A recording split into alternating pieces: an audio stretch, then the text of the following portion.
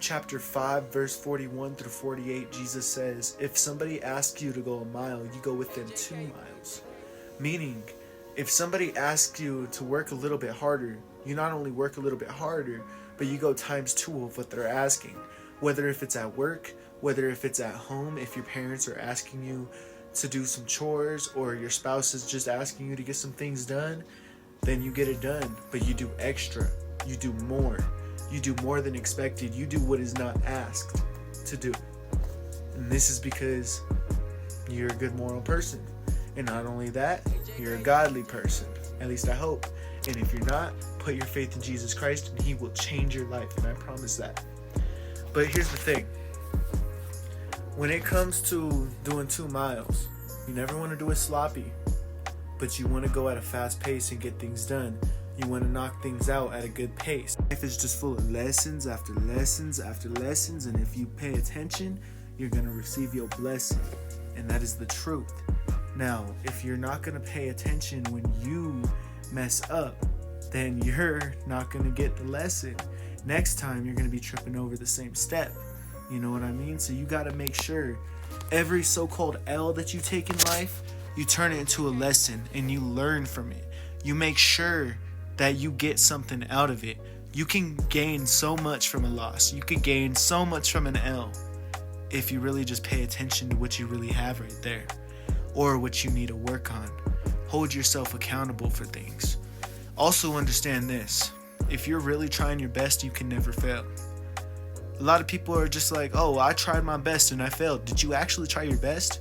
What about the times you cut corners? What about the times you messed up because you fell into your desires or whatever it is? For example, like I can use this example because like at work and stuff, like there's sometimes that I struggle getting on time. Not all the time, but it's like a little miss up once in a while. It's like, dang, like that was on me. You know what I mean?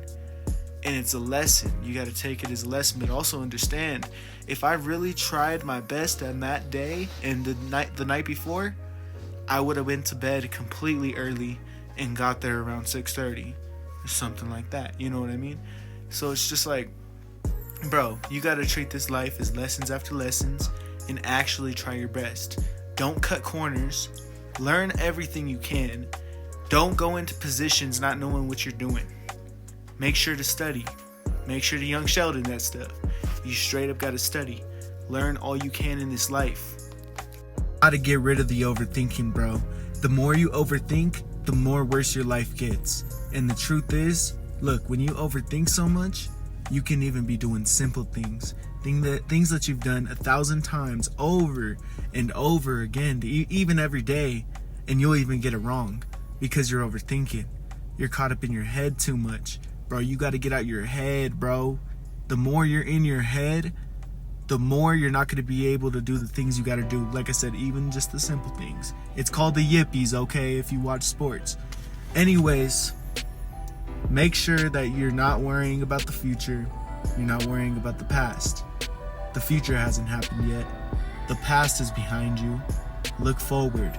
Just like if you're driving in a car, you're not going to be too focused on what's behind you because you got to focus on what's in front of you. If you focus on too much on what's behind you, you're going to crash the car.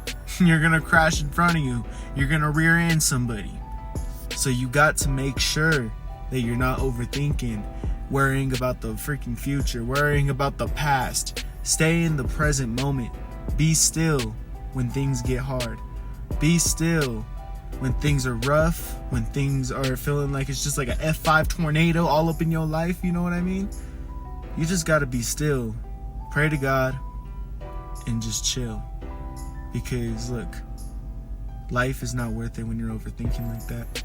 I'll tell you that right now. It sucks. So don't do it. Don't fall into the trap of overthinking over and over. Just do what you got to do because you know how to do it. And you've done it so many times before. Remember, it ain't no biggie. You got this.